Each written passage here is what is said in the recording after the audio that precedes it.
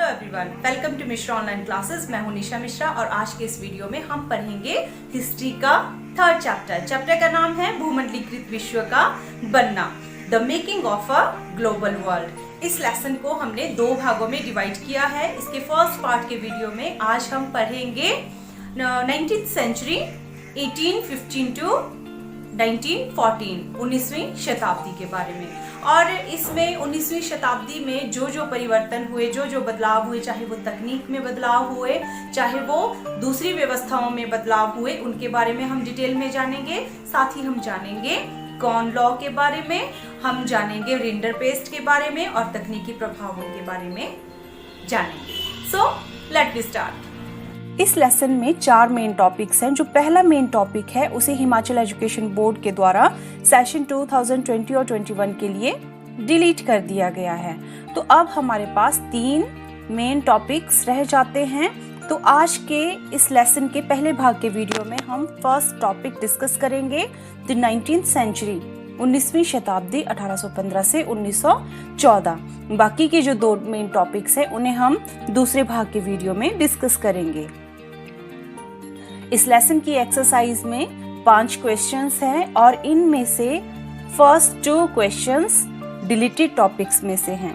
और आज के इस भाग के वीडियो में हम जो क्वेश्चंस डिस्कस करेंगे वो है थर्ड का फर्स्ट पार्ट, सेकंड पार्ट और क्वेश्चन नंबर 4। बाकी के जो 4 क्वेश्चंस रह जाते हैं उन्हें हम नेक्स्ट पार्ट के वीडियो में डिस्कस करेंगे। हमारा मेन टॉपिक है 19th सेंचुरी 19वीं शताब्दी 1815 से 1914। 19वीं सदी में दुनिया तेजी से बदलने लगी। आर्थिक, राजनीतिक, सामाजिक, सांस्कृतिक और तकनीकी कारकों ने पूरे समाज की कायापलट कर दी और अर्थशास्त्रियों ने अंतर्राष्ट्रीय आर्थिक विनिमय में 3 तरह के गतियों या फिर प्रवाह, आप इसको बोल सकते हैं, इनका उल्लेख किया है। तो इनमें जो पहला प्रवाह है वो है व्यापार का प्रवाह और ये किससे संबंधित है? मुख्य रूप से वस्तुओं से संबंधित है और वस्तुओं में भी कपड़ा तथा गेहूं के व्यापार से ये प्रवाह संबंधित है। मतलब कि 19वीं शताब्दी में जो व्यापार होता था वो मुख्य रूप से कपड़े और गेहूं का हुआ था। और नंबर 2 है श्रम का प्रवाह, काम या रोजगार से संबंधित ये प्रवाह था। इस प्रवाह के अंतर्गत लोग जो थे वो एक स्थान से दूसरे स्थान तक काम की तलाश में जाने लगे। आप कह सकते हैं कि वो एक देश से दूसरे देश में काम की तलाश में जाने लगे। और तीसरे नंबर का जो प्रवाह इन्होंने बताया है वो है पूंजी का प्रवाह। इसमें जो भी लोग थे वो या तो अल्प अवधि के लिए या दीर्घ अवधि के लिए, लॉन्ग टर्म या शॉर्ट टर्म के लिए, वो दूर दराज के इलाकों में क्या करते थे? निवेश करते थे, इन्वेस्टमेंट करते थे।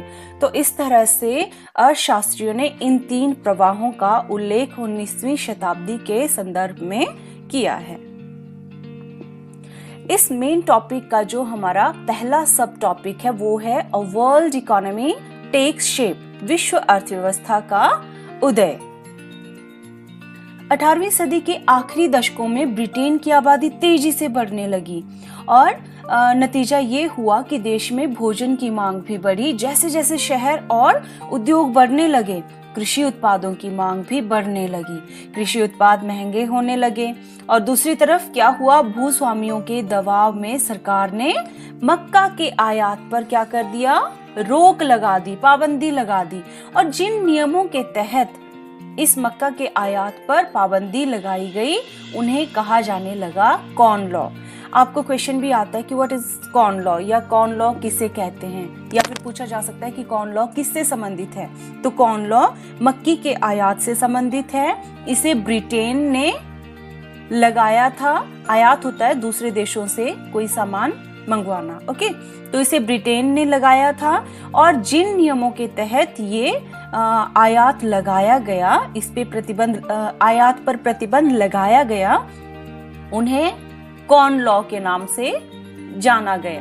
उन्हें कॉर्न लॉ कहते हैं या उसे कॉर्न लॉ कहते हैं। और खाद्य पदार्थों की ऊंची कीमतों से परेशान उद्योगपतियों और शहरी बाशिंदों ने सरकार को मजबूर कर दिया कि वो कॉर्न लॉ को फौरन समाप्त कर दे।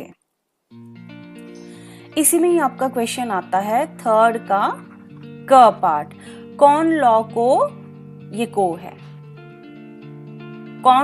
लॉ को समाप्त करने के बारे में ब्रिटिश सरकार का फैसला। तो कॉर्न लॉ द्वारा ब्रिटिश सरकार ने मक्का के आयात पर पाबंदी लगाई थी। परिणाम स्वरूप खाद्य पदार्थों की कीमतें आसमान को छूने लगी और जनता परेशान हो उठी थी। अतः देश के उद्योगपतियों तथा साधारण नागरिकों ने सरकार को कॉर्न लॉ समाप्त करने पर विवश कर दिया था। कॉर्न लॉ की समाप्ति के बाद कम कीमतों पर खाद्यान्नों का आयात किया जाने लगा। विदेशों से आयातित खाद्यान्न ब्रिटेन में पैदा होने वाले खाद्यान्नों से बहुत सस्ते होते थे। तो फलस्वरूप ब्रिटेन के जो किसान थे वो आयातित खाद्य पदार्थों की कीमतों का मुकाबला नहीं कर सकते थे, जिससे उनकी स्थिति और ज्यादा दयनीय हो गई। धीरे धीरे किसानों ने खेती बंद कर दी। हजारों लोग बेरोजगार हो गए। पूरे गांव के गांव जो थे वो वीरान हो गए और गरीब किसान शहरों तथा अन्य देशों में जाकर बसने लगे। The British government's decision to abolish the corn laws. The British government banned the import of corn by the corn law. As a result, food prices went up and the public was upset. Therefore, the industrialists and the ordinary citizens of the country forced the government to abolish corn law. This is W. After the abolition of the corn law, food grains began to be imported at low prices. Food grains imported from abroad were much cheaper than those produced in Britain. As a result, British farmers could not compete with the prices of imported food items, which made their situation miserable. Gradually, the farmers stopped farming. Thousands became unemployed. The villages were deserted. Poor farmers started migrating to cities and other countries. 19वीं सदी में दुनिया भर में बड़े पैमाने पर कपास की खेती की जाने लगी थी ताकि ब्रिटिश कपड़ा मिलों की मांग को पूरा किया जा सके। और रबड़ की कहानी भी इससे अलग नहीं है। विभिन्न चीजों के उत्पादन में विभिन्न इलाकों में इतनी महारत हासिल कर ली थी कि 1820 से 1914 के बीच विश्व व्यापार में 25 से 40 गुना वृद्धि हो चुकी थी। इस व्यापार में लगभग 60% हिस्सा प्राथमिक उत्पादों यानी गेहूं और कपास जैसे कृषि उत्पादों तथा कोयले जैसे खनिज पदार्थों का था। इसी मेन टॉपिक में हमारा नेक्स्ट टॉपिक है रोल ऑफ टेक्नोलॉजी, तकनीक की भूमिका। तो हम बात कर रहे थे 19वीं सदी की। ओके, तो 19वीं सदी में रेलवे, भाप के जहाज, टेलीग्राफ, ये सभी तकनीकी बदलाव जो थे वो बहुत ही महत्वपूर्ण बदलाव रहे हैं और इनके बिना 19वीं सदी में आए परिवर्तनों की कल्पना भी नहीं की जा सकती। औपनिवेशीकरण के कारण यातायात और परिवहन साधनों में भारी सुधार किए गए। तेज चलने वाली रेलगाड़ियां बनाई गई, बोगियों का भार कम कर दिया गया, जलपोतों का आकार बढ़ा जिससे किसी भी उत्पाद को खेतों से दूर दूर के बाजारों में कम लागत और ज्यादा आसानी से पहुंचाया जा सके।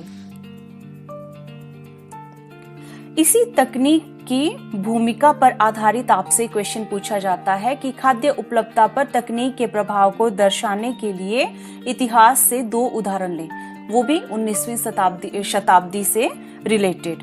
तो पहला उदाहरण हम लेते हैं मांस का निर्यात। खाद्य उपलब्धता पर तकनीक के प्रभाव को देखने के लिए मांस व्यापार सबसे अच्छा उदाहरण है।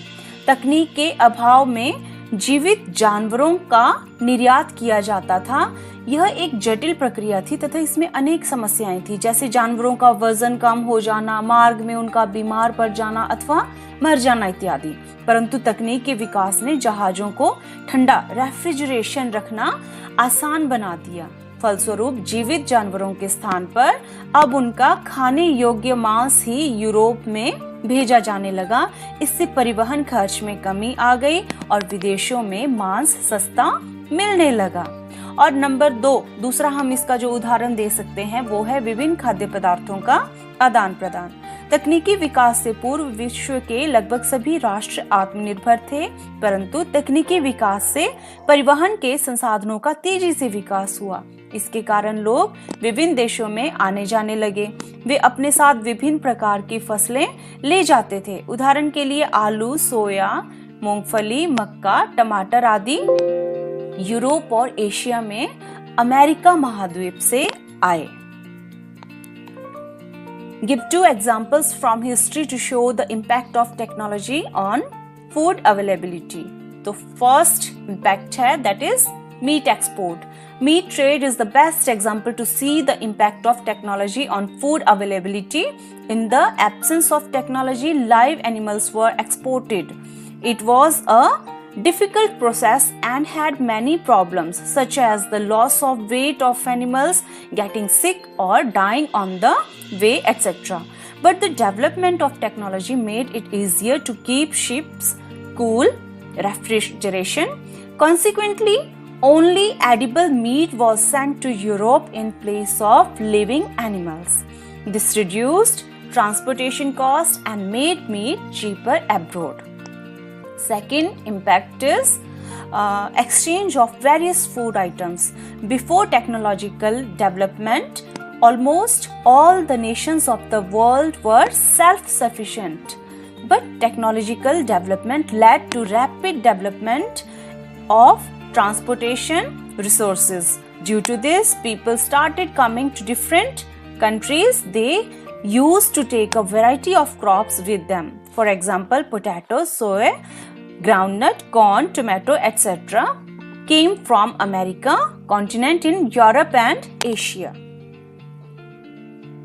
हमारा नेक्स्ट टॉपिक है लेट 19th सेंचुरी कॉलोनियलिज्म। 19वीं सदी के आखिर में उपनिवेशवाद। ये अफ्रीका का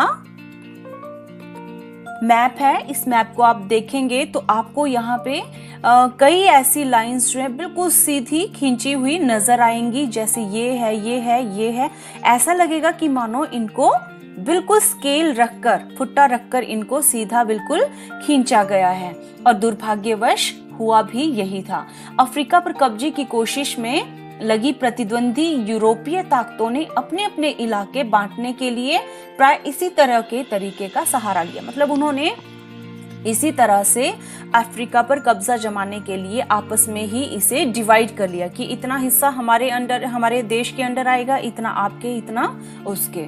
तो उन्होंने आपस में इसे डिवाइड कर लिया था। और 1885 में यूरोप के ताकतवर देशों की बर्लिन में एक बैठक हुई जिसमें अफ्रीका के नक्शे पर इसी तरह लकीरें खींचकर उसको आपस में बांट लिया।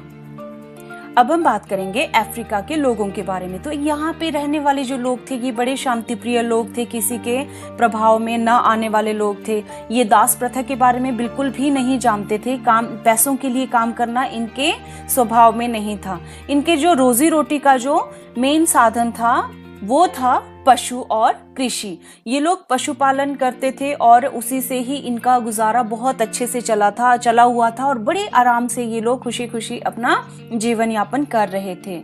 लेकिन 1900 आखिर के में यूरोपीय ताकतें अफ्रीका के विशाल भूक्षेत्र और खनिज भंडारों को देखकर इस महाद्वीप की तरफ आकर्षित हुई। यूरोपीय लोग अफ्रीका में बागानी खेती करने और खाद्यान्नों का दोहन करना चाहते थे ताकि उन्हें वापस यूरोप भेजा जा सके।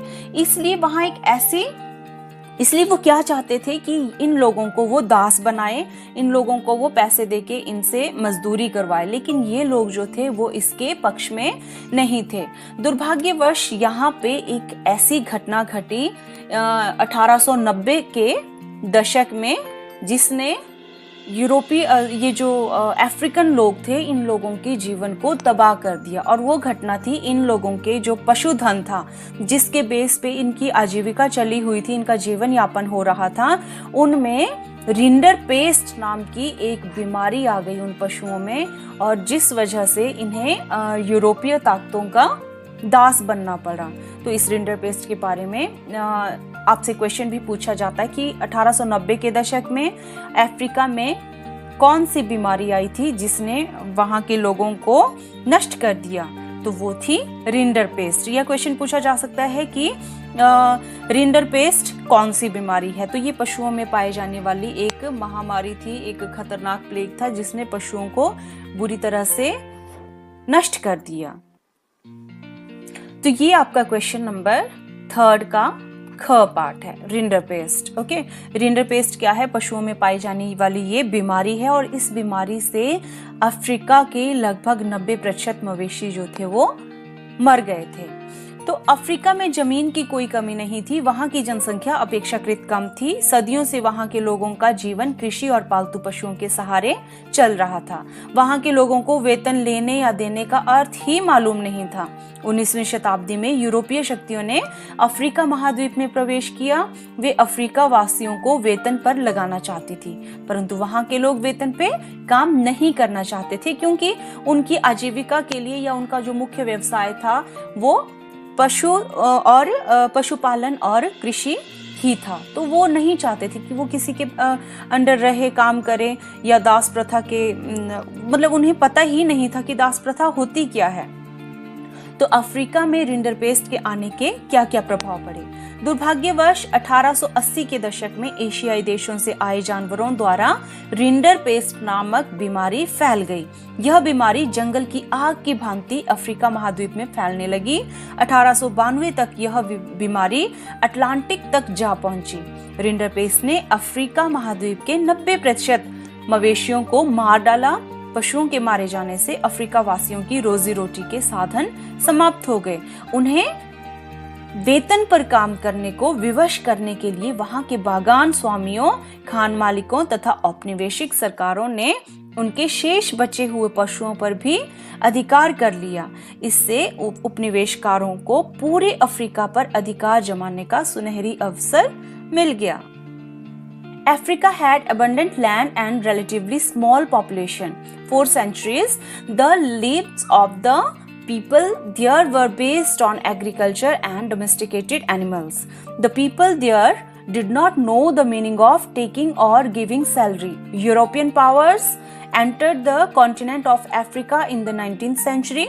They wanted to hire Africans on salary, but the people did not want to work on salary. Effects of Rinderpest in Africa. Unfortunately, in the 1880s, a disease called Rinderpest was spread by animals from Asian countries. The disease started spreading like the wildfire of Africa. The disease reached the Atlantic by 1892. Rinderpest killed 90% of the African continent's cattle. Due to the killing of animals, the means of livelihood of the Africans were exhausted. In order to compel them to work on salaries, the plantation owners, mine owners, and colonial governments took possession of their remaining animals. This gave the colonists a golden opportunity to assert authority over the whole of Africa. Next हमारा topic है indentured labour, migration from India. Bharat से अनुबंधित श्रमिकों का जाना। ये जो indentured है इसे हम गिरमिटिया भी कहते हैं। कुछ याद आया? ये शब्द हमने हिस्ट्री के 2nd चैप्टर में भी पढ़ा था, गिरमिटिया मजदूर। ओके, तो इसे अनुबंधित श्रमिक भी कहा जाता है। भारत से अनुबंधित या फिर गिरमिटिया श्रमिकों को ले जाया जाना भी 19वीं सदी की दुनिया की विविधता को प्रतिबिंबित करता है। यह तेज आर्थिक वृद्धि के साथ साथ जनता के कष्टों में वृद्धि, कुछ लोगों की आय में वृद्धि और दूसरों के लिए बेहिसाब गरीबी, कुछ क्षेत्रों में भारी तकनीकी प्रगति और दूसरे क्षेत्रों में उत्पीड़न के नए रूपों की इजाद की गई दुनिया थी। 19वीं सदी में भारत और चीन से लाखों मजदूरों को बागानों, खादानों, सड़क व रेलवे निर्माण परियोजनाओं में काम करने के लिए दूर दूर के देशों से ले जाया जाता था। भारतीय अनुबंधित श्रमिकों को खास तरह के अनुबंध या फिर एग्रीमेंट के तहत ले जाया जाता था। इन अनुबंधों में यह शर्त होती थी कि यदि मजदूर अपने मालिक के बागानों में 5 साल तक काम कर लेंगे तो वे स्वदेश लौट सकते हैं। इस तरह का एक फॉर्म जो होता था इन लोगों से, भारत के जो गिरमिटिया मजदूर थे जो भारत से ले जाए जाते थे, उन लोगों से इस तरह का ये फॉर्म भरवाया जाता था और उसमें अनुबंध करार करवाया जाता था कि आप 5 साल तक अपने मालिकों के लिए काम करेंगे। अगर आपका काम सही रहा, अच्छा रहा, एक्सेप्टेबल रहा तो आपको स्वदेश वापस आने दिया जाएगा। तो जबरदस्ती इन्हें इस काम में लगाया जाता था। तो ये था हमारा आज का टॉपिक। कल इसी लेसन के सेकंड पार्ट के साथ आपसे नेक्स्ट वीडियो में फिर मिलेंगे। Till then good bye.